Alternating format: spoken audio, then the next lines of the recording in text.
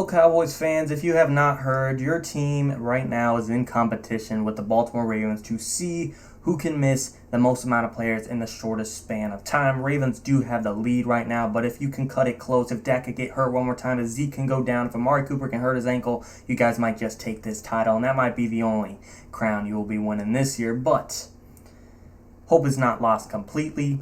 I'm not judging the Cowboys and saying they're awful, not going to win the division, but I am going to be looking at them after they just lost arguably their best defensive player, DeMarcus Lawrence, when they previously lost after the Week 1 L to the Buccaneers. Michael Gallup, he's going to be missing some time, and La'el Collins, one of their better tackles and offensive linemen on the team, is going to be missing some time as well. Not all these are due to injuries and, some suspensions and yada, yada, yada, but Cowboys still got a decent roster. You still got Zach Martin. You still got Tyron Smith. You still have Dak Prescott, CeeDee Lamb, Amari Cooper. There's still specks of talent, but we still got to reevaluate this Cowboys team and see how they're going to do, especially without their best defensive player, arguably. But before we get on that topic, I got to hear from you guys viewing. Comment down below. Do you still think the Cowboys can and or will the NFC East? You got the Cowboys, Washington, Eagles, or Giants coming out on top in the NFC East? Let me know. Getting straight into it, though, like I just said, to reiterate one more time, looking at the Cowboys' depth chart and starting lineup, they still got the bread and butter to this team. Dak Prescott, top 10 quarterback. Ezekiel Elliott looking for a bounce back here. Amari Cooper, top 10 receiver. CeeDee Lamb on the come up. However, this is where we start losing some guys. Michael Gallup, probably one of, if not the best, number 3 option in the NFL. You're not going to get as good many receivers as your third best receiver on the team outside of Michael Gallup. The only one exception may be like the Buccaneers, who their third best option is Antonio Brown. That's really the only other team that could really go toe-to-toe with this receiving unit. Losing him does hurt, but they still got, like I said, Amari and CeeDee, who are on the come-up. Dalton Schultz was a pretty decent target for Dak last week between him and Blake Jarwin. But losing La'el Collins and having Brandon Knight come in, is this still going to be a somewhat sturdy offensive line? Of course. Zach Martin, he wasn't even there in Week 1. Having him back is going to be good. Tyron Smith, he's a pretty good tackle. You still have enough talent to win football games. Looking at the defense, this does hurt. DeMarcus Lawrence was probably your best pass rusher. Hopefully, let's see what the injury is on Randy Gregory. COVID, not exactly sure if he will be playing or not. That does affect some things. If he's out, good luck. But if Randy Gregory's playing, again, I don't know the exact status. It doesn't look like he is, so that's unfortunate. But just assuming it's DeMarcus Lawrence, I don't know how much Micah Parsons and Jalen Smith can do stepping up at the linebacker position, stepping up in the pass rush to really take over that role in that absence of DeMarcus Lawrence. This badly and desperately hurts this Cowboys defense. We already know it wasn't great. They were just looking to really just not be abysmal this year. They were just trying not to be dead last. And with the slight additions of, I don't even want to say slight, but with the additions of Micah Parsons, Keanu Neal, Malik Hooker, Trevon Diggs in his second year, Jalen Smith and DeMarcus Lawrence hopefully having bounce back years, they thought they could be a top 20 defense, and I thought they had that potential too as well. When you lose arguably your best edge rusher, that's going to be hard to replicate. We'll see how it does.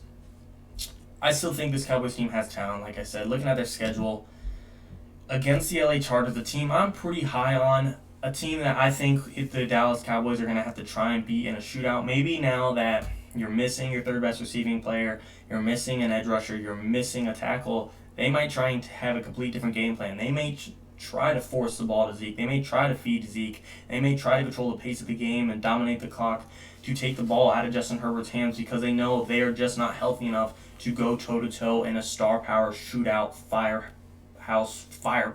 shootout, blah, blah, blah game, whatever you want to call it. Excuse that stuttering instant, but if it happens to get in that, looking at that matchup, Justin Herbert versus Dak, that's going to be tough. That's a toss-up. And just the Chargers being the healthier team does hurt the Cowboys. I mean, looking more at their schedule, they do get a decent break between these two games. Could be better, could be worse. Eagles division game, you're going to have to play them at some point. Panthers, this is a could be better, could be worse situation. It's such a small sample size for both these teams on week 1 to really know, are the Panthers a good opponent, as in a tough matchup, or are they going to be easy peasy for this Cowboys offense? I'm not sure.